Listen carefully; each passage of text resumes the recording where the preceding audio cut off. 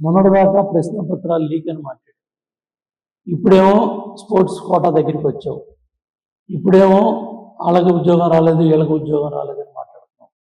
ఒక్కసారి జగన్మోహన్ రెడ్డి 16,000 మంది టీచర్లు వాళ్ళ మనోభావాలన్నీ కూడా చాలా పెద్ద ఎత్తున వాళ్ళు తెలియజేశారు.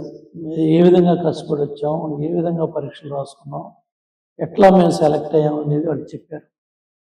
వాళ్ళు చెప్పిన విజువల్స్ అన్నీ కూడా ఇవాళ యూట్యూబ్లో ఉన్నాయి, సోషల్ మీడియాలో ఉన్నాయి. నీ సాక్షి ఛానల్ దగ్గర పత్రిక దగ్గర కూడా ఒక్కసారి చూసుకో. ఇవాళ 4 రోజులు శాసనసభ జరిగితే సభకు రాకుండా పారిపోయారంటే మీరంతా అభద్రతా భావంలో ఉన్నారు, ఎంత పిరికితనంతో ఉన్నారు, ఎంత చాతకంతనంతో ఉన్నారు. శాసనమండలిలో చర్చ జరగని వల్ల శాసనసభలో చర్చకి రాకుండా పారిపోయారు. ఇవాళ శాసనమండలిలో చాలా క్లియర్గా మొదటి రోజు సబ్జెక్ట్ ఏంటి, సెకండ్ రోజు సబ్జెక్ట్ ఏంటండి, మూడో రోజు సబ్జెక్ట్ ఏంటి చాలా క్లియర్గా ఇచ్చారు.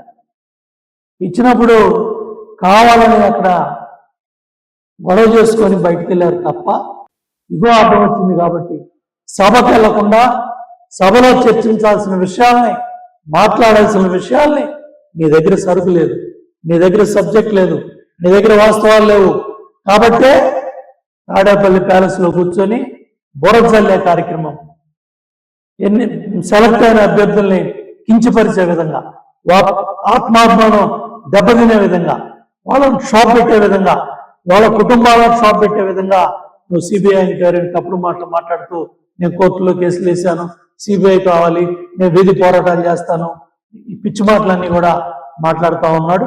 ఏదైనప్పుడు కూడా నీ డొల్లతనం అంతా కూడా ఏపీపీఎస్సి డిఎస్సి ఒకటే కదా అని సిబిఐ అని నీ ఏదైతే సిబిఐ కేసులో ముద్దాయిగా ఉన్నావు కాబట్టి దాన్నే పట్టుకొని ఏలాడుతున్నావు తప్ప ఇవాళ కష్టపడి చదివి పాస్ అయ్యి 148 రోజుల్లో ఏ విద్యాశాఖ మంత్రి కూడా ఈ దేశ చరిత్రలో ఇంత ఛాలెంజ్గా తీసుకొని ఇవాళ లోకేష్ బాబు సక్సెస్ అవడానికి కూడా కారణం.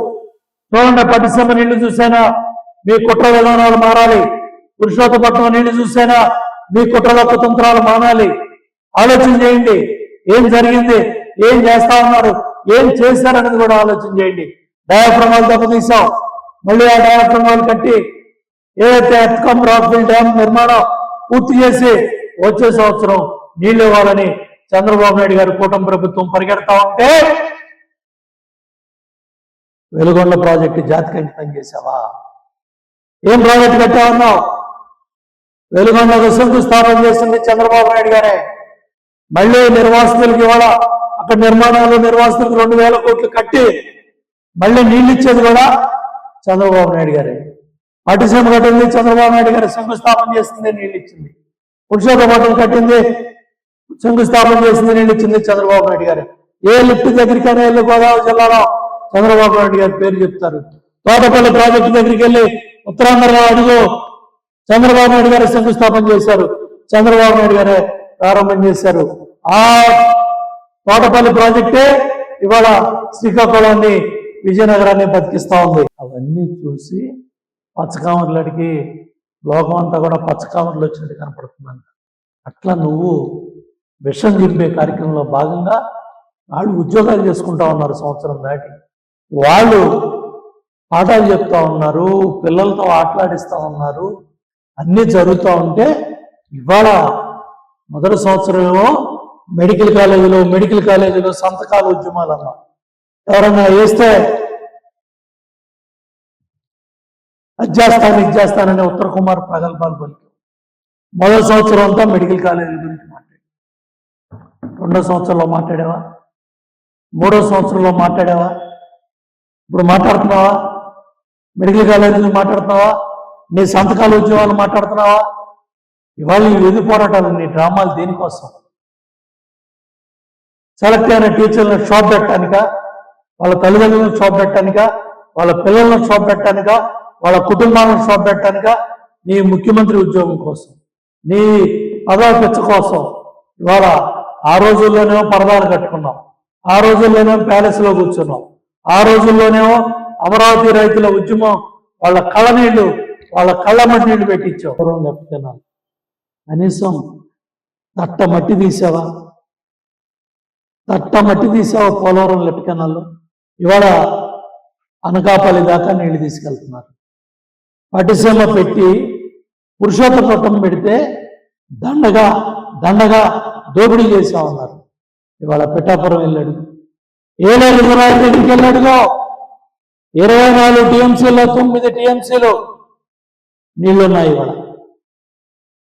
ఇవాళ పురుషోత్తపట్నం లిఫ్ట్ ద్వారా గోదావరి తల్లి నీళ్లు ఏలేరు రిజర్వాయర్కి వెళ్తా ఉన్నాయి. విశాఖపట్నం తాగడానికి నీళ్ళు వెళ్తా ఉన్నాయి. ఏమాత్రమైనా నీకు అవగాహన ఉందా ఇరిగేషన్ మీద? పురుషోత్తపట్నం దండగన్నావు, పట్టిసీమ దండగన్నావు. ఇవాళ పిఠాపురం కల్లా ఏలేరు రిజర్వాయర్ కింద బ్రహ్మాండంగా పురుషోత్తపట్నం దమ్ముగా ధైర్యంగా కట్టాము ఆ రోజు.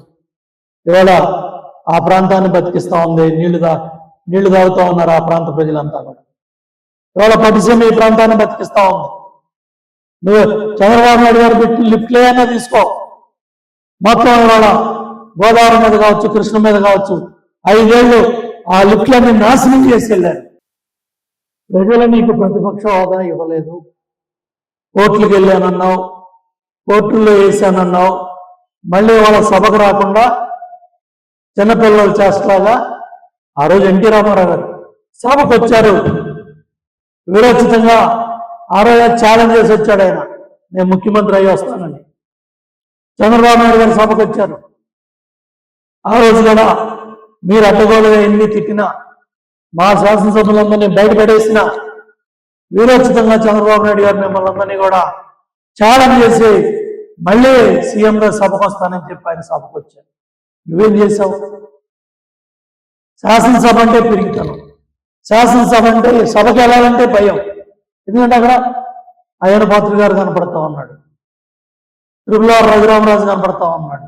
కాబట్టి వాళ్ళ దగ్గరికి వెళ్ళి అధ్యక్ష అనాలంటే ఈగో ప్రాబ్లం, అహంకారం, పెత్తందారి విధానం. అందుకనే అధ్యక్ష అని పిలవాలంటే సిగ్గేస్తుంది. కాబట్టి డిఎస్సి ఒకటే కదా, ఇప్పటి డిఎస్సి అప్పటి ఏపీపీఎస్సి ఒకటే కదా అని మాట్లాడి, నేను అన్నింటిలో ఫస్ట్, 10th క్లాస్లో ఫస్ట్, ఇంటర్మీడియట్లో ఫస్ట్ అని మాట్లాడిన జగన్మోహన్ రెడ్డి ఇవాళ 5 ఏళ్ళు ముఖ్యమంత్రిగా పనిచేసి ఇంత వీధి పోరాటాల మీద 16,000 మంది ఉపాధ్యాయులు కష్టపడి పేద కుటుంబాల్లో వచ్చిన వాళ్ళు ఉద్యోగాలు సంపాదించుకుంటే వాళ్ళ మనోభావాలు దెబ్బతినే విధంగా, వాళ్ళ ఆత్మాభిమానం దెబ్బతీసే విధంగా, ఇవాళ మాట్లాడిన మాటలు క్షోభకు గురి చేసే విధంగా, అంటే నీ మీద సిబిఐ కేసులు, ఈడీ కేసులు ఉన్నాయని మాట్లాడితే సిబిఐ, మళ్ళీ సిబిఐ విచారణకి పూర్తిగా సహకరించడం.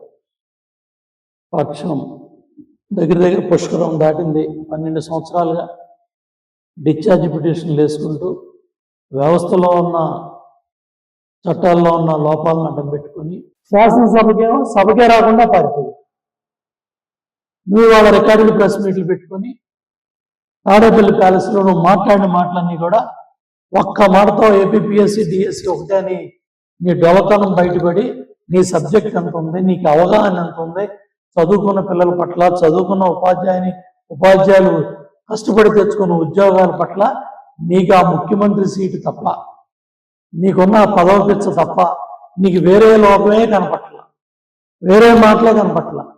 ఎందుకంటే నువ్వు మాట్లాడినవన్నీ కూడా చూసాం.